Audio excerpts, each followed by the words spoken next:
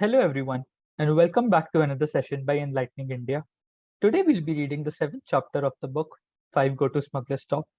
Before we get into it, let me quickly summarize what happened in the past chapters.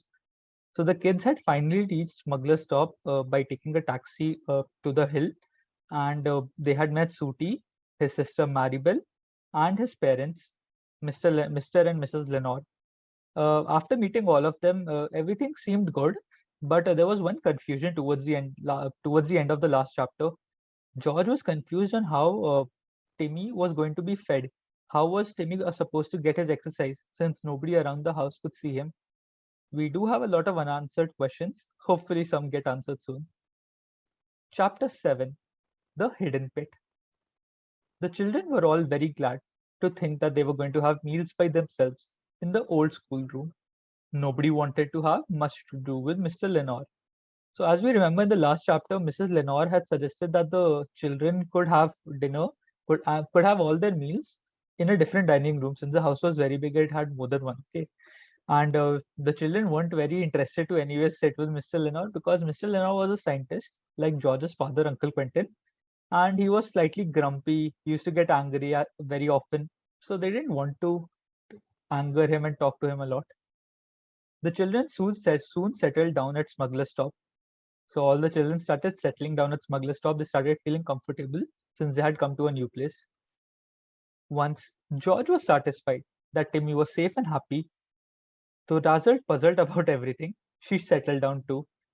So George was also satisfied with how they were going to keep Timmy. We'll read about it. Timmy was probably happy, but he was obviously very puzzled. Timmy, being a dog, could not understand on why he was not just allowed to roam in the house. Why was he taken through the dark passage and things like that, right? The only difficulty was getting Timmy to her room at night. This had to be done in darkness. Flock had a most tiresome way of appearing silently and suddenly, and George was terrified of him catching a glimpse of the big dog. Timmy had a strange sort of life for the next few days. Understandably, right, kids? With everything going around you, Timmy could only be moved around in the house in the darkness because there were people like Block, Sarah, and Sooty's parents. So Timmy was very confused, obviously. While the children were indoors, he had to stay in the narrow secret passage, where he wandered about, puzzled and lonely, pricking his ears for a sound of the whistle. That meant he was to come to the cupboard and be let out. So when the children were indoors, they kept him in Sooty's cupboards in that dark passage so that nobody saw Timmy. Timmy was fed very well, for Sooty raided the larder every night. So the larder is a place, it's basically a cupboard where a lot of food is kept in the kitchen, okay? So Sooty raided means he got everything from the larder for Timmy, and so Timmy was very well fed. Sarah, the cook, was amazed at the way things like soup bones disappeared. She could not understand it, but Timmy devoured everything that was given to him. Each morning, he was given good exercise by the children. The first morning, this had been really very exciting. George had reminded Sooty of his promise to take Timmy for walks each day. He simply must have exercise or he'll be terribly miserable, she said. Miserable means sad, but how can we manage it? We can't possibly take him through the house and out of the front door. We would be certain to walk into your father. So the food part, feeding Timmy, was taken care of. Sooty got food from the kitchen, probably very slyly, and but the exercise part remained a big question. And without exercise, Timmy would feel miserable, right? Without a walk, a dog would not feel very good. So that was a big question right now. I told you, I knew a way that came out halfway down the hill, silly, said Sooty. I will show you. We shall be quite safe once we are down there, because even if we met Block or anyone else that knew us, they wouldn't know it was your dog. They would think it was just a stray we had picked up. So, as Sooty had mentioned in chapter 6, that there was a passage somewhere in the house to straight to the market area. Since it's a big hill, they would probably go through the hill Very exciting stuff, right? And they would directly come in the market. And Suti said that if someone in the market saw us, they wouldn't mind, right? Because it could have been a stray dog, a dog from the streets. Well, show us the way, said George impatiently. They were all in Suti's bedroom, and Timmy was lying on the mat beside George. They felt really safe in Suti's room because of the buzzer that warned them when anyone opened the door at the end of the long passage. We, we will have to go into Maribel's room, said Suti. You'll get a shock when you see the way that leads down the hill. I can tell you. He looked out of the door. So Suti is now going to show the kids on how they were, they could get to the market directly from this room, what passage they will have to take. He tells her that this secret passage is in Maribel's room. The door at the end of the passage was shut. Maribel, slip along and peep through the passage doors. So peep means to see, said Suti. Warn us if anyone is coming up the stairs. So Maribel was supposed to go to the passage door, and she could warn if anybody was coming. So that way they could all probably go to Maribel's room, right? So if no one is coming, we'll all slip quickly into your room. Maribel ran to the door at the end of the passage. She opened it, and at once the warning buzzer sounded in Suti's room, making Timmy growl furiously. Understandably, right? Mary looked through the doorway to the stairs. Then she signaled to the others that no one was coming. So she went outside Suti and Maribel's room, and she saw that in that passage no one was coming, so that they could, move to Maribel's room. Timmy could also move in the house if no one was coming, right? They all rushed out to Suti's room into Maribel's, and Maribel came to join them. She was a funny little mouse of a girl, shy and timid, and liked her. So there's a description about Maribel here that she was sort of shy. They crowded into the little girl's bedroom and shut the door. Suti turned the key in the lock, just in case friend block comes snooping. So snooping means looking around. So they went to Maribel's room, and Suti, being the smart kid that he is, he locked the door just in case somebody came. Suti began to move the furniture in the room to the sides, near the walls. The others watched in surprise, and they helped. What's the idea of the furniture removal? Asked Dick, struggling with a heavy chest. So a chest is basically a big box, okay? And Suti and everyone were. Suti started removing furniture in Maribel's room from the ground. He started shifting a few boxes, maybe the bed towards the side of the wall. I don't know why. Let's see. Suti says that I need to move this heavy carpet up. It's put here to hide the trapdoor below. At least that's what I always thought. Once the furniture stood by the walls, it was easy to drag up the heavy carpet. There was a felt lining under it too, and that had to be pulled aside as well. So, why they were removing the furniture, why Suti was doing this? Because he wanted to move the carpet. I'm getting a feeling there's probably a door or a chair or a some sort of door that opens downwards. Let's see. Then the children saw a trapdoor let flat into the floor with a ring handle to pull it up. They felt excited. Another secret way. This house seemed full of them. Suti pulled at the ring, and the heavy door came up quite easily. The children peered down, but they could see nothing. It was pitch dark. Are there steps down? Asked Julian, holding Anne back in case she fell. No, said Suti, reaching out for a big torch he had brought in with him. Look, he switched on his torch, and the children gave a gasp. The trapdoor led down to a pit far, far below. So a description of the trapdoor is given when after they opening it, all they could see was a pit. As in there were no steps. It was just a very long tunnel that you could not get down by stairs. So if somebody fell into it, they probably would get injured. How would they get down? Let's see. Why? It's miles below the foundation of the house, surely, said Julian, surprised. It's just a hole down to a big pit. What's it for?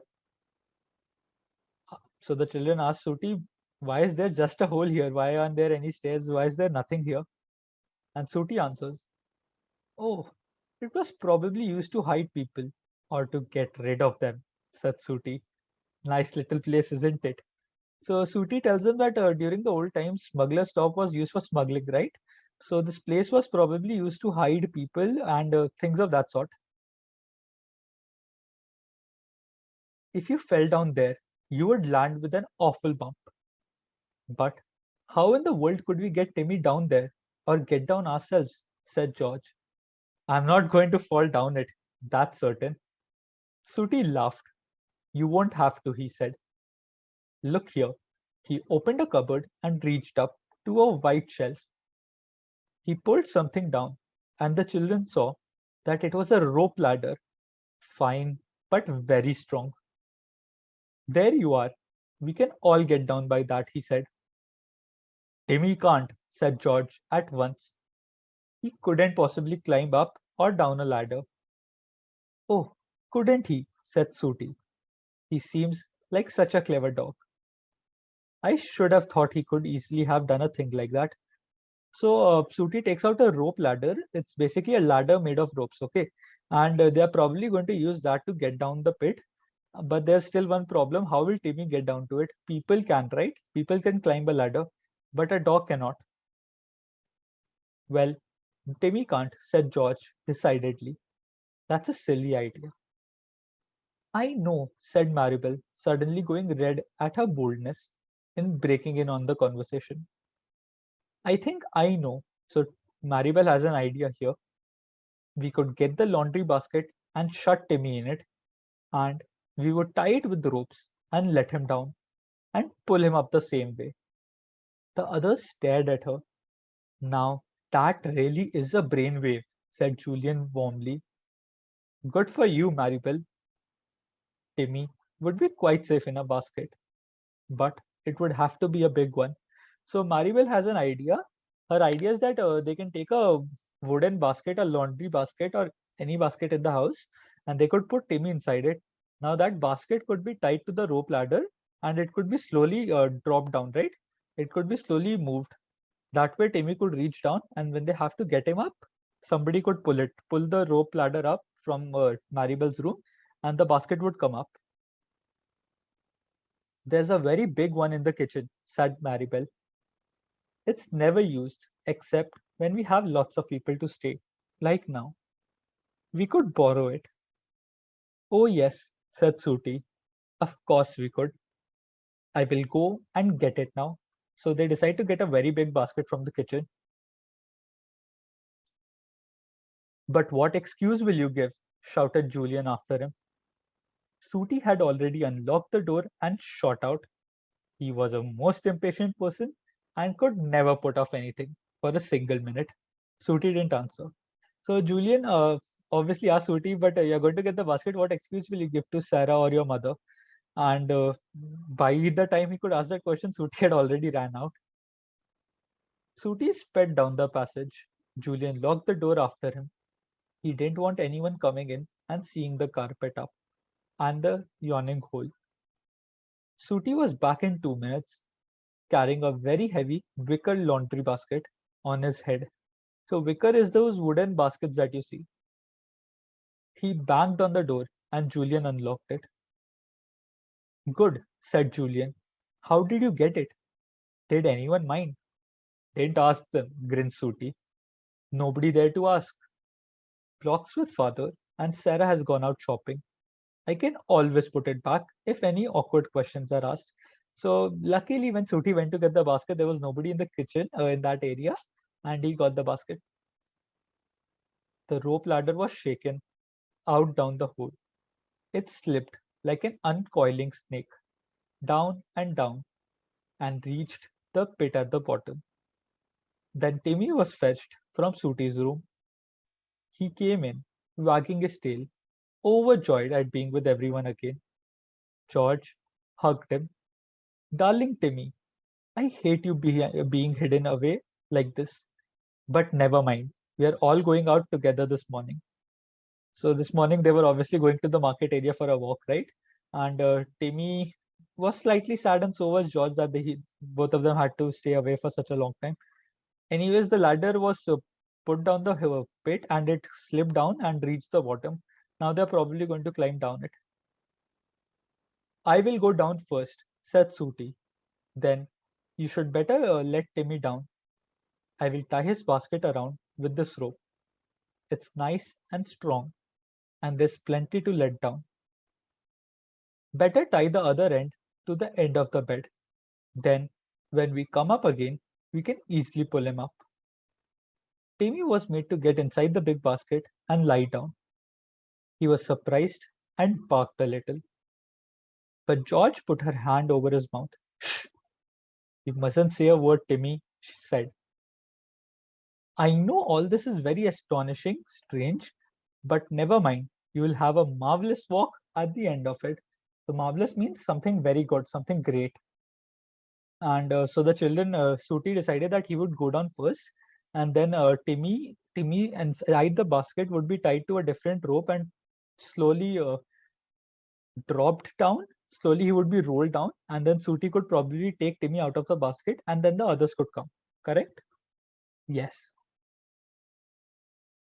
Timmy heard the word walk and was glad. That was what he wanted.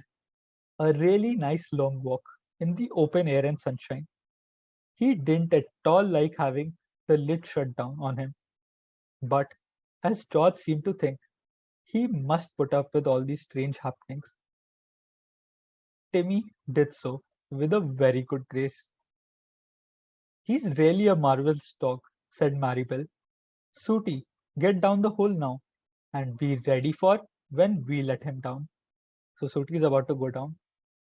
Sooty disappeared down the dark hole, holding his torch between his teeth. Down and down he went, down and down. At last he stood safely at the bottom and flashed his torch upwards.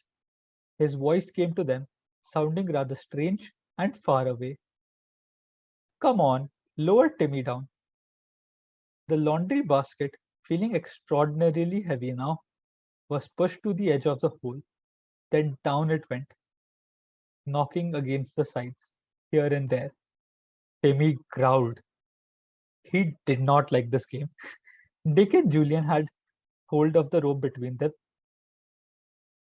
So Sooty went down and then Timmy was being lowered. Now, Dick and Julian were probably lowering him very carefully. They were doing it very slowly, but still the basket was hitting the edges here and there, right? So that must have startled Timmy. That must have shocked him a bit. They lowered Timmy as smoothly as they could. So they were doing it very slowly. He reached the bottom with a slight bump, and Sooty undid the basket. Out leapt Timmy, barking, but his bark sounded very small and distant to the watchers at the distance at the top. Now come on down, one by one, shouted up Sooty, waving his torch. Is the door locked, Julian? Yes, said Julian. Look out for Anne. She's coming now.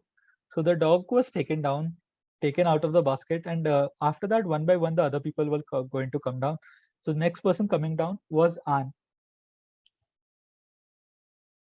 Anne climbed down, a little frightened at first, but as her feet grew used to searching for and finding the rungs of the rope ladder, she went down quickly.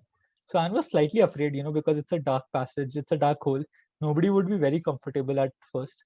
But gradually she grew accustomed to it. She started finding the rungs of the rope ladder. So rungs of the rope ladder means each step in a ladder. Those are called as rungs. Then the others followed. So after Anne reached, everyone else followed. And soon they were all standing together at the bottom of the hole, in the enormous pit. They looked around curiously. It had a musty smell, and its walls were damp and greenish. So they all reached down into the pit, into a clearing, into an area after coming down from the hole. And that area had was slightly greenish, so it had algae. Okay, yeah. Sooty swung his torch around, and the children saw various passages leading off here and there. Oh, this is interesting. So after they climbed down the hole, there were more than one passages. Okay, where do all these lead to? Asked Julian in amazement. Well, I told you this hill was full of tunnels, said Sooty. This pit is down in the hill, and these tunnels lead to the catacombs, to the other tunnels in the hill. There are miles and miles of them. No one explores them now because so many people have been lost in them and never heard of again. So, since there are so many ladders in the hill after they have reached the pit, after climbing down the hole, that why does nobody come here again? So Sooty explains that people get lost here, so they have just left it. There used to be an old map of them, but it's lost. It's weird, said Anne, and shivered. I wouldn't like to be down here alone. What a place to hide smuggled goods in, said Dick. No one would ever find them here. Correct, right? Yes. I guess the old time smugglers knew every inch of these passages, said Sooty. Come on, we'll take the one that leads out of the hillside. We'll have to do a bit of climbing when we get there. I hope you don't mind. Not a bit, said Julian. We are all good climbers. But I say, Sooty, you're sure you know the way? We don't want to be lost forever down here. Of course I know the way. Come on, said Sooty, and flashing his torch in front of him, he led the way into a dark and narrow tunnel. End of chapter 7. So the children get there, and Sooty does a bit of explaining because it's his house, so he knows the tunnels. He knows a bit of the tunnels, and he tells them maybe smugglers used this in the old times. All that's great. And then he tells the children, all right, now we'll be taking one of these tunnels to go outside of the hillside. Remember why they're going outside? Because they want to take Timmy for a walk. So they're going straight to the market. They're going far away from the hill, straight to the market through a dark and narrow tunnel. So this is getting very exciting. Uh, so now they are in a passage. We don't know where it's going to get out. We know it's going to get out somewhere in the market. Let's see what adventures behold us. And we're not even halfway through this whole story. Okay. So the main mystery is going to come up. It's going to be very exciting. I assure you that. Thank you for joining us for this session. Looking forward to meet all of you in the next chapter. Thank you.